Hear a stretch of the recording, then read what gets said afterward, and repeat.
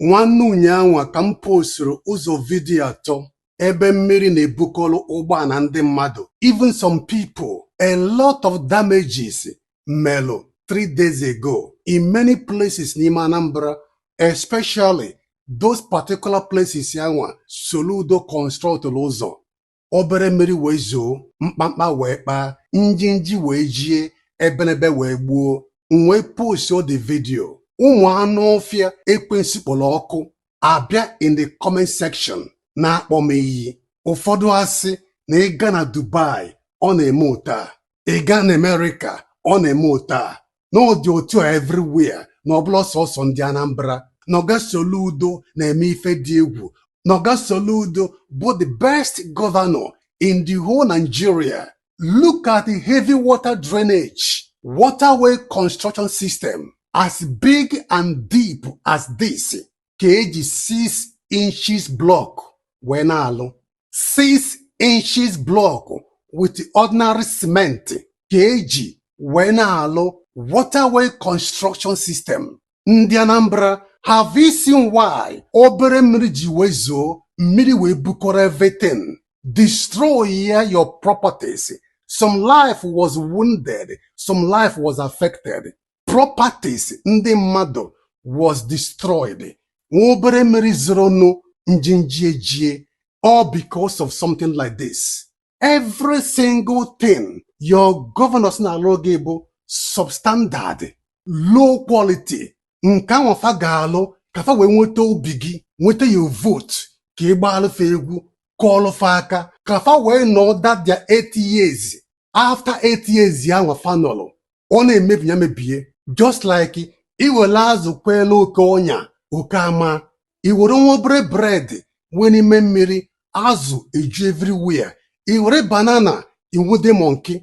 Exactly the way Igbo you today. Your governor nyekwala ana gị that cheapest one anwa. Ịma n'ọnya, ịkụba aka, ịgbaba egwu, ịmara ibe inu, ịgụbara ya egwu. Next stadium, Oga Soludo lụrụ human being. In 2025, Kobikalu Oga Soludo, a taxpayer's money allocation located for ndị Anambra, Wolega, Galolo ndị Anambra, the most cheapest, poorest, 1980 style of stadium to a human being tukelo fana koleaka.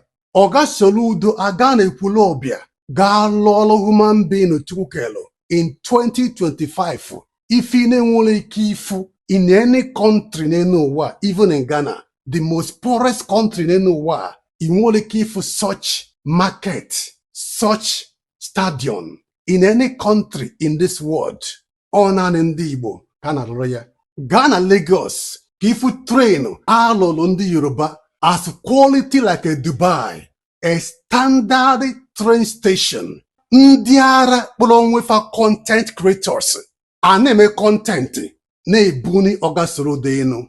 Fasi unu gat on vote no ya bụ the best because all of the market of 1980 style. Gịnị mere mall aka na-alụ market again in this world?